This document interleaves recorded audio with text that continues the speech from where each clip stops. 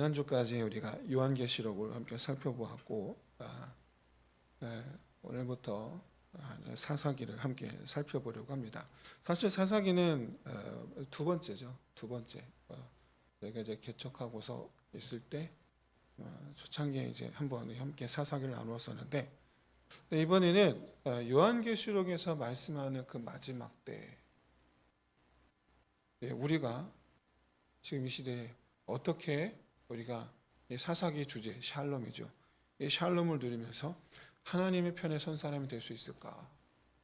어떻게 보면 가장 마지막 때와 비슷한 시대가 이제 사사기 아닙니까? 또 하필 또 사사기 주제가 또 평안 샬롬이고 해서 이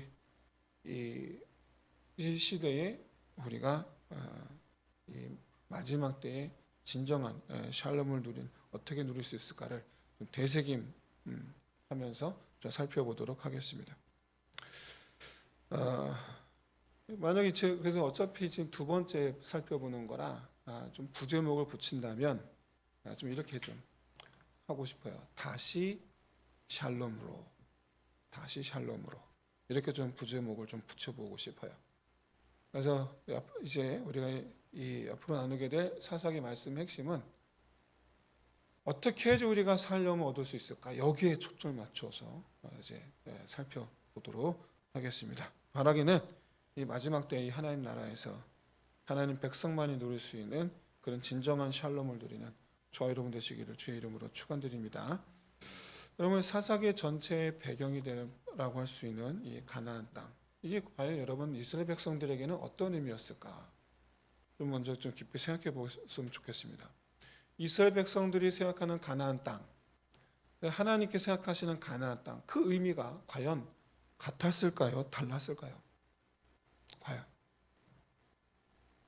사실상 사사기 전체 결론이긴 합니다만은 가나안 땅에 대한 의미가 이스라엘 백성들과 하나님이 같았다라면 가나안 땅은 분명 이 사사 시대는 샬롬의 시대였을 거예요. 근데 달랐단 말이죠. 달랐어요. 이스라엘 백성들이 생각하는 가나안 땅이라는 의미, 하나님이 생각하는 가나안 땅의 의미 달랐어요. 인생을 바라보는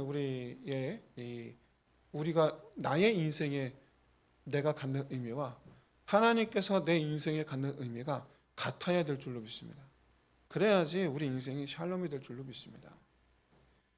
그럼 하나님은 분명히 젖과 꿀이 흐르는 땅이다라고 알려주셨죠. 그럼 이스라엘 백성들에게서 이 땅이 젖과 꿀이 흐르는 이 땅을 차지하게 하겠다라고 하셨죠. 그래서 이스라엘 백성들에게는 이 가나안 땅이 어떤 의미냐면 400년 종살이 고단한 인생을 이제 마감하고 편안한 인생이 시작되는 것, 평안한 인생이 시작되는 것. 누구를 위한 땅이라고 생각하는 겁니까? 나를. 내가 평안해지는 거죠.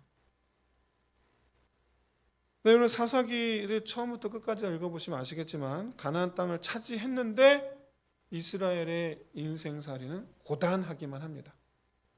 계속 힘들어요. 계속 누구 쳐들어오고 어쩌고. 정복할 때만 해도 아주 큰 꿈에 부풀어 있었는데 막상 완전히 다 정복, 다 차지하게 되니까 그때부터 고생 끝 행복 시작이 아니라 고생 끝 불행이 시작이 되죠. 그게 사사기예요. 그게 이유가 뭐냐라는 거예요. 바로 가나안 땅을 바라보는 가나안 땅에 대한 의미가 하나님과 이스라엘이 달랐다라는 거예요. 요한계시록을 읽은 우리는 하나님께서 다스리시는 하나님의 나라는 고난이 없다라고 하셨음을 여러분 기억하시길 바랍니다. 전제가 있는 거예요. 전제가 하나님의 다스림이 있어야지 평안이 있어요. 하나님의 다스림이 있어야지. 하나님의 다스림이 없는 가나안 땅은 불행의 땅이에요. 엔샬롬. N이 영어로는 낫이거든요. 엔샬롬. 다스림이 없는 것은, 하나님의 다스림이 없는 것은 어디가 됐든 다 엔샬롬이에요. 내가 거기 하나님의 다스림이 있으면 뭐가 됐든 어디가 됐든 거기는 샬롬이 되는 줄로 믿습니다. 하나님의 다스림이 있다는 얘기는 무슨 뜻입니까? 말씀하시면 행하는 내가 있는 거죠. 내가 있는 거죠. 그래서 여러분, 샬롬과 순종은 정말 말 그대로 불가분의 원리입니다. 서로 딱 붙어서 떨어지면 안 되는 거예요. 동전의 양면 같아요. 앞면이 하나님의 다스림, 통치, 명령 이런 거라면 뒷면은 뭡니까? 우리의 순종인 거죠. 그렇게 해서 이 동전의 이름이 뭡니까? 샬롬인 거죠. 그렇게 해서 이 동전의 이름이, 이스라엘이 가나안 땅에 들어가기 위해서 진군하다가 요단강을 딱 건널는데 제일 처음에 한 사람을 만납니다. 여호와의 군대 대장이라. 우리가 신학적으로는 예수 그리스도로 봅니다. 이 여호와의 군대 대장이 여호수아를 보자마자 한마디 합니다. 다른 거 1절 없어요. 내 발에서 신을 벗으라. 네가 선 곳은 거룩하니라. 이게 끝이에요. 더 이상의 대화도 없고, 그 여호수아서 5장에서 그 뒤에 더 이상의 이 여호와의 군대 대장과의 스토리도 없어요. 딱 끝이에요. 무슨 의미입니까? 선포의 의미를 갖고 있는 거예요. 선포의 의미. 이 여호와의 군대 대장은 뭘 하러 오신 것이 아니라 선포하러 오신 거예요. 이 땅은 거룩하다. 다시 말씀드려서 이 땅은 하나님의 것이다. 그러니까 이스라엘이 지금까지 꿈에 부풀어 왔습니다. 야, 저 땅은 우리 땅, 우리가 차지할 땅, 우리 땅이라는 생각을 가지고 왔는데 하나님 말씀하시는 거죠. 아니야, 내 거야. 우리가 사업을 준비할 때 그렇습니다. 사업을 준비할 때 이 사업을 통해서 더 이렇게 해서 더 지경이 넓어지겠지 생각을 합니다. 근데 그때 우리 그리스도인들은 계엄 예배를 드려야죠. 계엄 예배에서 우리가 드려야 될 말씀은 뭡니까? 이것은 거룩하니라. 이 말씀을 드려야 되는 거예요. 이거 네 거 아니다, 내 거다. 이 말씀을 드려야 되는 거예요. 교회만이 아닙니다. 우리가 경영하는 모든 것이요. 이스라엘이 차지한 땅, 여러분 내가 차지한 집, 사업장, 이거 여러분 이게 다 하나님 거라는 거예요. 그러면서 말씀하시죠. 뭐라고 말씀하십니까? 너도 거룩할지니라. 그러니까 무슨 얘기예요? 나도 하나님 거가 돼야 된다는 얘기예요. 나도. 거기에 샬롬이 있습니다. 거기에. 이와 같이 이 하나님의 이 명령, 하나님의 통치를 따르는 가나안 땅에서의 이스라엘 백성의 모습, 이것이 이제 하나님의 요구사항이었는데, 여기 여러분 제일 잘 충실했다는 사람이 누구였습니까? 딱 한 사람 등장합니다. 갈렙이죠. 갈렙이 40년 전에 가나안 땅 정탐하다가 헤브론 땅에서 보았던 그 아낙 자손, 나머지 10사람이 헤브론 땅에서 보았던 그 아낙 자손을 보고 우리 못 들어가, 포기해. 하지만 갈렙은 아니었죠. 헤브론 땅에서 보았던 그 아낙 자손을 향해 뭐라 말합니까? 저들은 우리의 식사거리, 밥이라. 개역 한글에서는 밥이라 이렇게 표현했죠. 그때는 하나님께서 뭐라 말씀하셨습니까? 내가 헤브론을 너에게 주겠다 말씀하셨죠. 그 뒤로 46년이 지났습니다. 그 뒤로 46년이 지나서 드디어 갈렙이 헤브론을 향해서 나아가는데, 이때 여러분 갈렙과 여호수아 둘 중에 두 사람이 나이가 누가 더 많았는지는 성경에서 밝히고 있지 않아서 몰라요. 근데 한 가지 중요한 것은 뭡니까? 모든 이스라엘 백성 중에 가장 나이 많은 두 사람 누구예요? 여호수아 갈렙이죠. 왜요? 나머지는 다 광야에서 죽었잖아요. 광야에서. 여러분 지금 이스라엘 땅에 들어온 이 가나안 땅에 들어온 이스라엘 백성 중에 제일 나이 많은 사람은 60세예요. 60세. 그 이상이 없어요. 그 이상은 딱 둘밖에 없어요. 여호수아, 갈렙. 둘밖에 없어요. 나이가 제일 많은데 최소 80이 넘었단 말이에요. 최소 80이 넘었는데 갈렙이 앞장서죠. 헤브론 땅을 향해서 앞장서 갑니다. 근데 여러분 어제 주목해야 될 점은 갈렙이 헤브론 땅을 차지하고 싶었던 적이 없었다는 사실이에요. 갈렙이 헤브론 땅을 달라고 하지 않았어요. 그런데 하나님이 갈렙에게 내가 그 땅을 너에게 주겠다. 그래서 그때부터 갈렙은 헤브론을 품어요. 그래서 주어진 것을 꿈꾸는 자, 그게 우리 그리스도인이 되어야 될 줄로 믿습니다. 주어진 것을 꿈꾸는 자. 내가 갖고 싶은 것을 꿈꾸는 자가 아니라 주어진 것을 꿈꾸는 자. 그게 갈렙이었던 거예요. 그게. 그래서 갈렙은 40년 동안 이나만을 기다렸죠. 헤브론을 차지하게 됩니다. 이렇게 해서 이 정복 전쟁의 스타트를 갈렙이 끊게 돼요. 물론 이 여리고성 이런 것들을 이스라엘 백성들 전체가 다 차지한 땅도 있지만 지파별로 분배받을 땅에서 나아갈 때 첫 스타트를 끄는 것이 갈렙입니다. 그래서 나머지 12지파들도 각기 이제 자기가 분배받을 땅을 향해서 각기 헤어져 진격해 나가죠. 그런 와중에 여호수아가 죽었습니다. 그러니까 정복 전쟁이 끝나고 여호수아가 죽은 것이 아니라 이제 분배받을 땅 각자 알아서 그 시점에 여호수아가 죽었어요. 12지파는 일단 분배받을 땅에서 각자 나아가죠. 그런 시점에 이제 오늘 본문이 시작을 하는 겁니다. 사랑하는 성도 여러분, 하나님의 나라는요, 여러분 거저 주어지질 않습니다. 내가 하나님 백성이 되는 그 순간부터 우리 안에 남아 있을 또는 계속해서 우리를 유혹할 하나님을 싫어하고 하나님을 대적하게 만드는 죄의 여러 가지 모양과 우리가 딱 만나게 되죠. 그 모양이 내 안에 있기도 하고 또 나를 둘러싼 환경 속에 있기도 하고, 이 싸움이 끝나는 날, 그러니까 우리가 완전히 승리한 날이죠. 내 안에서 더 이상 그 어떤 하나님을 대적하는 죄의 모양을 내 안에서 찾아볼 수 없게 되는 날, 그리고 외부에서 그런 도전과 미혹과 유혹에 대하여 흔들림 없이 늘 항상 담대함으로 있을 수 있는 그날,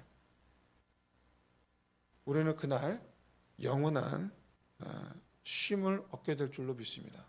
그날이 언제입니까? 주님 오시면이에요. 내가 살아있는 동안 내가 할 수는 없어요. 내가 이루어지지를 못해요. 주님 오셔야지 돼요. 주님 오셔야지.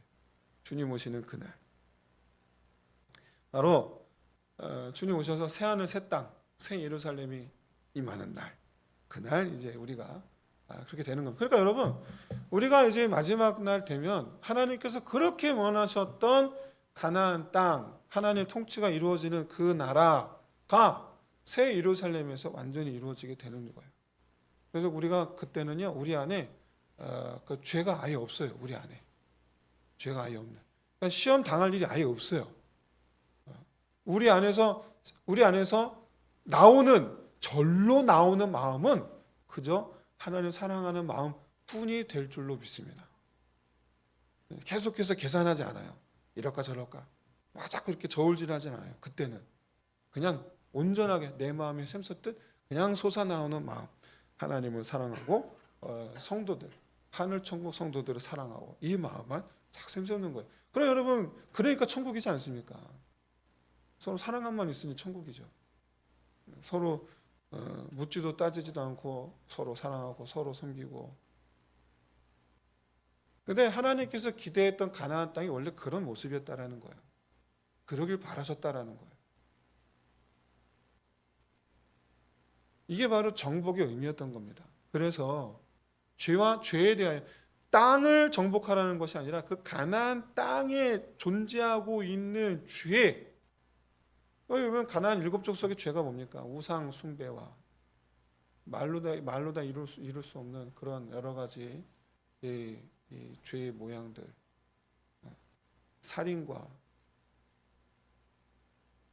욕심과 음행과 이 말로 형용할 수 없는 그런 잔혹 무비함들이 가나안 땅에 판촉 있었거든요. 여러분, 장자를 밀곰에게 갖다 바쳐 장자의 목을 따서 밀곰에게 바치는 그런 우상 숭배를 하는 이들이 있는 곳이 가나안 땅, 가나안 7족속이었단 말이에요. 상상도 할 수 없는 그런 잔혹 무비한 짓을 행하는 이들. 아세라 신상 앞에서 남녀가 단체로 그 광란의 땅이 가나안 땅이었단 말이에요. 하나님께서 그걸 다 진멸하라는 거예요. 싹 다 지우라는 거예요. 이게 정복임이었어요. 그러니까 하나님께서 말씀하신 정복이라는 의미는 차지하다가 아니라 깨끗하게 하다였던 거예요. 깨끗하게 하라. 여러분 우리에게도 여전히 정복 우리 안에도 역시 마찬가지로 여전히 지금 어떻게 보면 우리는 각 개인별 사사시대인 거예요. 우리에게는 여전히 정복해야 될 사명이 있음을 깨달으시기를 주의 이름으로 축원드립니다. 내 안의 세상을 정복하셔야 돼요. 깨끗하게 하셔야 돼요. 내 삶의 내 인생의 언저리 주변들을 정복하셔야 돼요. 깨끗하게 하셔야 돼요. 주님이 여전히 우리에게 말씀하시거든. 너는 거룩할지어다. 우리가 이 전쟁에서 승리하는 저 여러분 될 수 있고 주의 이름을 축원드립니다. 이 영적 전쟁에서 승리하기 위해서 갈렙처럼 여호수아처럼 모세처럼 하나님 말씀에 전적으로 의지하는 것 이것밖에 없어요. 이게 승리의 비결이에요. 이게 어떻게 안 돼요? 우리 의지는 절대로 안 돼요. 목사님 제가 의지가 연약하여 맞아요. 연약한 거 알아요. 안 되니까 그 의지는 앞으로 계속 연약할 거예요. 절대로 의지가 강해질 일은 없어요. 그러니까 그냥 포기하고 내 의지를 어떻게 해보려는 마음 그냥 포기하고 그냥 따라가세요. 여러분 이게 지금까지 모든 교회들에서 목사님들이 성도들이 하는 말씀이에요. 이게 항복하시고 그냥 따라가세요. 어떻게든 내 의지를 해보려고 하는 거 항복하세요. 하지 마세요.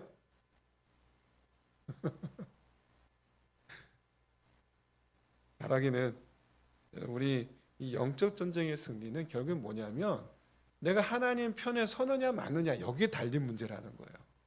하나님 편에 서느냐 마느냐, 하나님과 함께 서느냐 마느냐 여기 달린 거예요. 여기 제가 굉장히 재밌는 영상을 하나 봤습니다. 줄다리기 시합이에요. 줄다리기 시합을 하는데 이쪽 편이 막 끌고 막 가는 거예요. 그런데 이쪽 편에 있는 사람들이 자꾸 뒤를 막 보는 거예요. 왜 그런 것 같아요? 화면이 그쪽으로 싹 돌려주는데 전부 다 으쌰 이쪽을 들어 한 명이 이쪽을 향해서 으쌰 뒤쪽에서 그러고 있는 거예요. 제가 그거 보고서 아주 저는 빵 터졌는데 하나님께서 가자 하시는 곳으로 가야지 승리가 될 줄로 믿습니다. 하나님 자꾸 이쪽으로 가라고 하는데 나 혼자 이렇게 가면 되겠습니까? 그러면 안 되는 거예요. 방향이 같아야 돼요. 하나님과 우리가 방향이 내가 가는 방향으로 하나님 가자고 하는 게 아니고 하나님이 가자고 하는 방향으로 내가 가야 되는 거예요. 그래야지 이기는 거예요. 그래야지. 근데 여러분 사사기 1장 1절에서 보시면요, 여호수아가 죽은 후에 이스라엘 자손이 여호와께 누가 먼저 올라가겠습니까? 그러니까 이제 누가 먼저 싸우러 가냐 그 얘기입니다. 지금 물었어요. 그랬더니 하나님께서 뭐라 말씀하십니까? 유다가 올라갈지니라. 유다가 그래서 올라갑니다. 그런데 이때 유다가 하나님께서 시키지 않은 행동을 합니다. 뭐라냐? 시몬에게 같이 가자 그러는 거예요. 근데 여기 그 이유가 있어요. 여호수아 19장 9절에 보시면 이때 유다가 받은 기업이 제비를 뽑았는데 유다가 받은 기업이 너무 많은 거예요. 그래서 거기서 유다의 형제 지파죠. 친형제 지파. 이 레아의 소생 루벤, 시몬, 유다, 레위. 그래서 이 지파들이 서로 친합니다. 실제로 친해요. 참 재미있는 게 그 야곱의 부인들의 소생의 지파들이 서로 친해요. 그래서 또 재미있는 게 정실 부인들 형제들, 그 다음에 여종들의 형제들, 이 여종들의 형제들끼리 또 친해요. 그나마 좀 따로 분리되어 있는 것처럼 물과 기름 좀 약간 섞이지 않는 게 바로 요셉 지파들이에요. 근데 나중에 후대에 와서 이제 리더가 되기 때문에 뭐 상관없지만 어쨌든 그래서 이 유다 지파가 시몬 지파에게 같이 가자 그래요. 덜커덕도 같이 갑니다. 이때 여호수아 19장 9절에서 유다 지파가 분백이 많으니까 시몬에게 일부를 떼어주게 하거든요. 여호수아가. 하지만 어쨌든 지금 분명히 하나님 뭐라고 말씀하셨습니까? 유다 가 올라가라. 근데 유다는 시몬에게 우리 같이 가자. 별거 아닌 것 같죠? 이 문제가 별거 아닌 것 같죠? 인간적으로는 이해가 됩니다. 형제가 같이 가는 거 아름다워 보이잖아요. 그리고 여러분 오늘 본문에서는요, 잘못되진 않습니다. 정복하고요. 그리고 정말 말 그대로 깔끔한 결과를 보여줍니다. 그러니까 문제가 되지 않았어요. 유다가 올라가서 정복하였고 그 모든 과정은 깔끔했어요. 별 문제가 드러나질 않아요. 그런데 분명한 것은 불순종이 들어가 있죠. 불순종이. 여러분 시몬 지파 입장에서 생각해 보면 뭐 지역은 같지만 그래도 차지하게 될 땅은 엄연히 다르거든요. 달라요, 엄연히. 당연히 시몬도 하나님 지시를 기다렸어야죠. 결과적으로 유다도 시몬도 유다가 올라가라 라는 말씀에는 100% 순종한 건 아니었어요. 그런데 하나님께서 유다를 향한 이 약속은 하나님은 지키세요. 하나님은 내가 이 땅을 그의 손에 넘겨주리라 하신 이 약속을 하나님은 깔끔하게 지키신 거죠. 여러분 이 유다가 올라가서 깔끔한 이 전쟁 마무리를 하게 된 그것은 유다가 잘했기 때문입니까? 하나님께서 그렇게 되도록 도와주셨기 때문입니까? 하나님께서 도와주셨기 때문인 줄로 믿으시기를 주의 이름 축원드립니다. 하나님 약속을 지키신 거예요.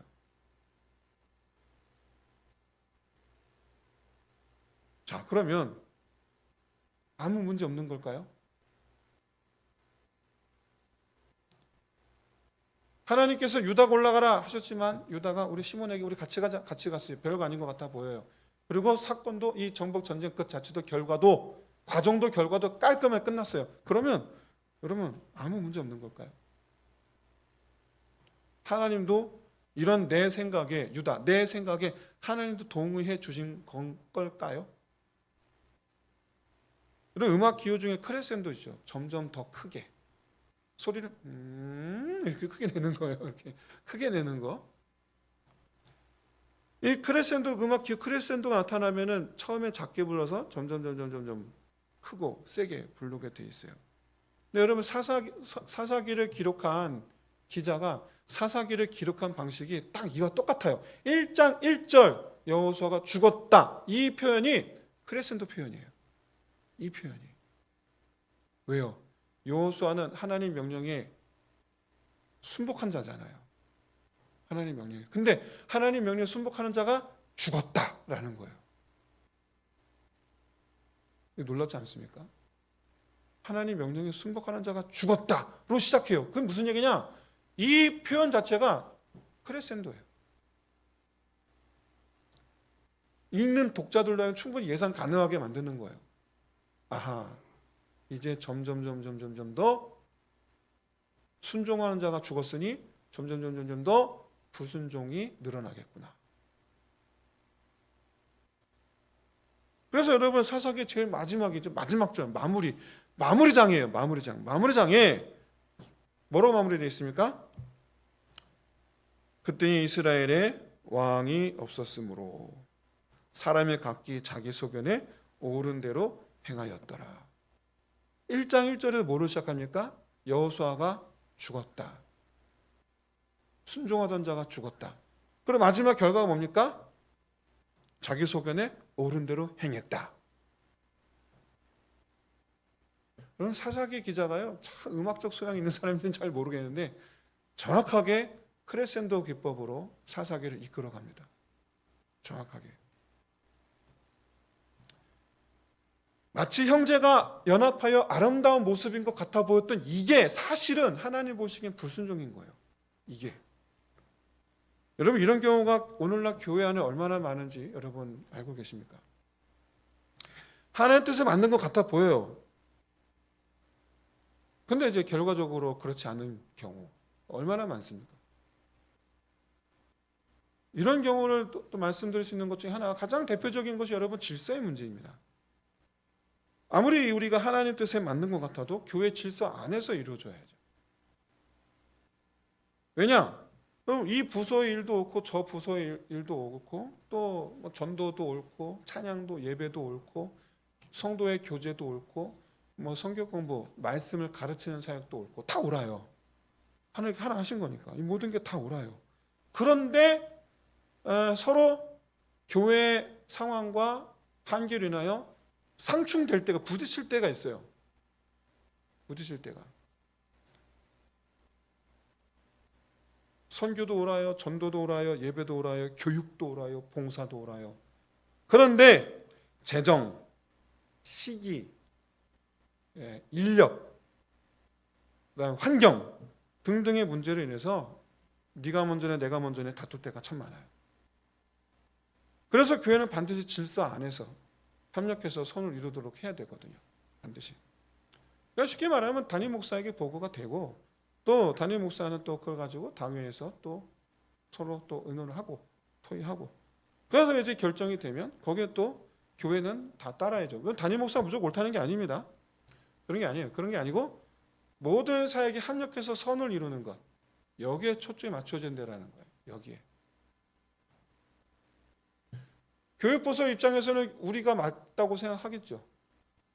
그런데 또 다른 부서에는 또 자기네가 맞다고 하겠죠. 근데 볼 때, 밖에서 볼 때 둘 다 맞거든요. 그때 이제 이게 이제 고민이 필요한 거죠. 합력하는 게 필요한 거죠. 조정이 필요한 거죠. 뭐 또 다른 예를 들면 교회와 교회의 사역이 지역 사회와 부딪힐 때입니다. 그럴 때도 참 많아요. 보면 실제로 보면 국가에서 아프가니스탄 거기 여행 금지 명령을 내렸는데 무슬림들에게 복음을 전해야 된다라는 이 특별한 이 선교적 사명을 앞세워서 굳이 가서 어떻게 됐습니까? 아시겠지만 이게 샘물교회 사건 아닙니까? 참 가슴 아픈 일이죠. 결국에는 그 전도사님도 같이 온 청년들을 살려야 되겠기에 자기 생명을 내었죠. 뭐 물론 아픈 일이긴 합니다만 애시당초 가지 말았어야죠. 국가 가지 말려면 가지 말았어야죠. 선교의 사명이 잘못된 거 아닙니다. 그런데 결과적으로 하나님의 영광이 가려진 가장 대표적인 사건이 됐어요. 가장 대표적인 사건. 이게 여러분 별거 아닌 것 같은데 내가 생각할 때 하나님 뜻이라고 생각해요. 성경에서 말씀하신 거기도 하고 그렇게 생각해요. 하지만 우리 분명 거기에는 질서를 생각해야 되겠고 다른 부서와의 연합을 생각해야 되겠고, 그래서 여러분 자기 생각이 옳다는 것에서 출발하는 그 작은 불순종, 이것이 결과적으로 어떤 교회를 허무는 작은 여우 노릇을 하게 될 수도 있다라는 것을 여러분 항상 생각하시면서 우리가 모든 일에 내 생각이 옳다라고 주장하기보단 서로 함께 하나님께서 이미 우리에게 주신 질서 안에서 그리고 또 주변을 돌아보아 합력함으로 그렇게 해서 최대한 하나님의 뜻을 최대한 그 의미와 그 목표와 그 결과를 최대한 살릴 수 있는 그런 방향의 우리 교회 사역이 될 수 있으시기를 주의 이름으로 축원드립니다. 여러분 사실 우리 그리스도인의 삶으로서 가장 힘든 것은 세상과 타협하지 않는 것이 아니고 자기 생각을 꺾는 겁니다. 이게 제일 어려워요.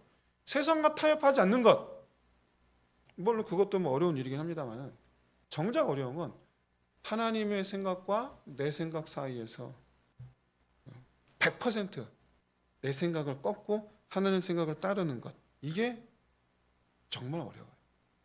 어느 정도로 어렵냐? 하나님의 생각을 따르는 것이 100%여야 한다라는 거예요. 1%의 내 생각도 들어가면 안 된다라는 거예요. 오늘 크레센도 의미가 뭡니까? 1%의 내 생각을 집어넣어서 나중에 어떻게 됩니까? 시몬 지파가 사라집니다. 아시겠지만 사사시대에 여러분 시몬 지파라는 지파 이름이 아예 사라져버려요. 아예 시몬 지파는요 열왕기 역대기에 나오지도 않습니다. 등장하지 않아요. 왜? 흡수됐거든요. 유다에. 사라져버려요.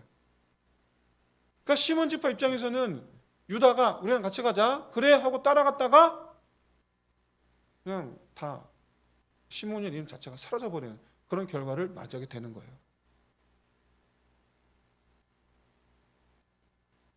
하나님의 생각 100%, 내 생각 0%를 만드는 거, 이게 정말 힘들어요.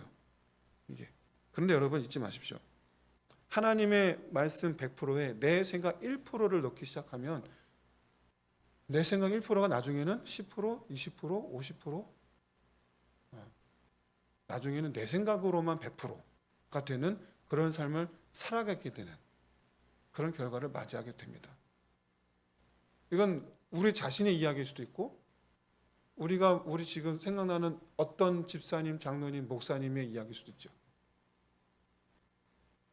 바라기는 정말 그야말로 우리가 정말 순종인 듯 순종 아닌, 순종 같은 불순종은 멀리하고 온전히 순종하는 저와 여러분 될 수 있기를 주의 이름 축원드립니다. 여러분 다시 말씀드리지만 순종 같아 보이는 불순종은 그냥 불순종이에요. 그건 그냥 불순종이에요. 100%가 아니라 하나님의 생각 99%, 내 생각 1%를 섞으면 그건 불순종이에요. 순종이 아니에요. 그래도 와 하나님 말씀에 내가 99%씩이나 했으니까 순종이지 아니에요. 그건 그냥 불순종이에요. 오늘 창세기 2장 3절 보십시오. 이렇게 말씀하고 있죠. 그러므로 내가 또 말하기를 내가 그들을 너희 앞에서 쫓아내지 아니하리니 그들이 너희 옆구리에 가시가 될 것이며 그들의 신들이 너희에게 올무가 되리라 하였노라. 이 말씀에 비밀이 있습니다. 하나님께서 그렇게 하시겠다라는 걸까요? 아니면 자연스럽게 그렇게 된다라는 걸까요? 많은 분들이 이 부분에서 하나님께서 그렇게 하시겠다라고 하신 걸로 생각하시는데 아닙니다. 그들이 네 올무가 되리라. 그렇게 된다라는 거예요. 그냥 하나님께서 막 부추기고 하나님께 막 섭리하시고 하나님께서 억지로 이렇게 만드셔서 이 이스라엘이 괴로움을 당하게 되는 그런 일을 만드시겠다가 아니에요. 이거는 너희가 남겨놓은 그것들이 반드시 너희에게 가시가 되고 말 거야. 그 얘기예요. 여러분 너무나 당연하게도 가나안 사람들은요, 정복당한 가나안 사람들은요, 이스라엘이 자기들에게 행한 것들을 잊지 않을 겁니다. 잊지 않을 거예요. 저들이 우리 부모에게 한 일을 잊지 않을 거예요. 저들이 내 자식에게 한 일을 절대로 잊지 않을 거예요. 지금이야 굴복하였고 항복했으니까 노예가 됐으니까 지금이야 고개를 숙이겠지만 원수된 자의 마음을 결코 그들은 버리지 않을 거예요. 실제로 얼마 가지 않아 이스라엘의 가시가 이스라엘을 괴롭게 하는 가시가 되죠. 그럼 우리 오늘 본문에서 하나님은 유다와 시몬이 100%가 아니었음에도 불구하고 약속을 지켜주셔서 유다와 시몬이 승리하였다라는 그런 결론을 오늘 본문에서 우리가 보긴 합니다만은, 그러나 여러분 목표를 이루었으니 그거로 된 거 아니냐? 그래서는 안 됩니다. 왜요? 우리의 정복의 목적은요, 차지하는 것이 아니라 순종하는 것, 그 자체가 우리의 목적이 되어야 될 줄로 믿습니다. 뭘 하든지 그래요. 뭘 하든지. 예를 들어서 교회에서 이번에 무슨 행사를 합니다. 그 행사의 결과가 좋은 게 아니에요. 저는 경험상 교회 사역하면서 경험상 많이 봤어요. 결과는 참 좋았어요. 그런데 그게 좋은 건 아니더라고요. 이게 왜요? 그 좋은 결과를 얻기 위해서 그 과정 속에 성도들의 갈등과 누군가의 이 고집과 누군가의 이기적인 모습과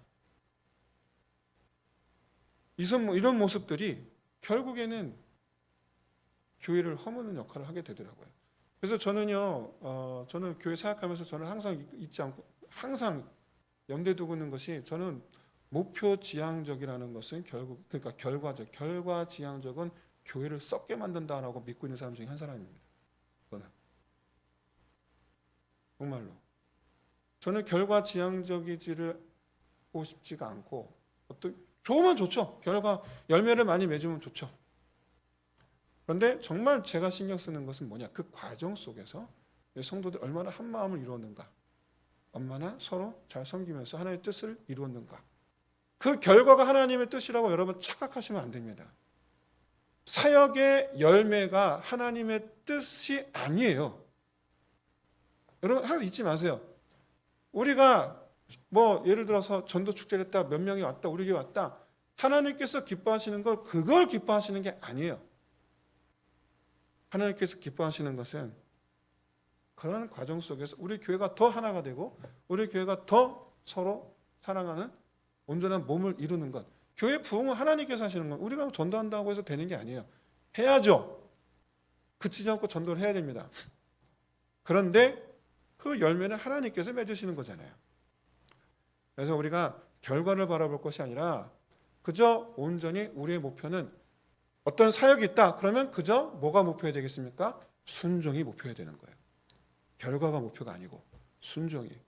우리가 서로 자기 자신을 쳐서 자기 생각을 치고 우리가 다 같이 10명이면 10명, 50명, 50명 모인 우리가 다 같이 믿음의 동역자들이 다 같이 같은 생각, 같은 마음으로 내 생각을 내리고 하나님의 뜻 100%에 순종하기를 힘쓰는 것. 그저 순종하기를 힘쓰는 것. 그게 여러분 우리 모든 교회 사역의 기본 뼈대야 될 줄로 믿습니다. 그럴 때 우리 교회가 하나님 다스리시는 나라가 되는 줄로 믿습니다. 하나님의 목적은 하나님의 나라가 되게 하는 거예요. 내 집도 하나님 나라가 되게 하는 거고 교회도 하나님의 나라가 되게 하는 거예요. 하나님의 나라가 되게 하는 것의 가장 기본은 하나님의 통치가 이루어지는 겁니다. 통치가 이루어지는 거예요. 하나님의 통치가.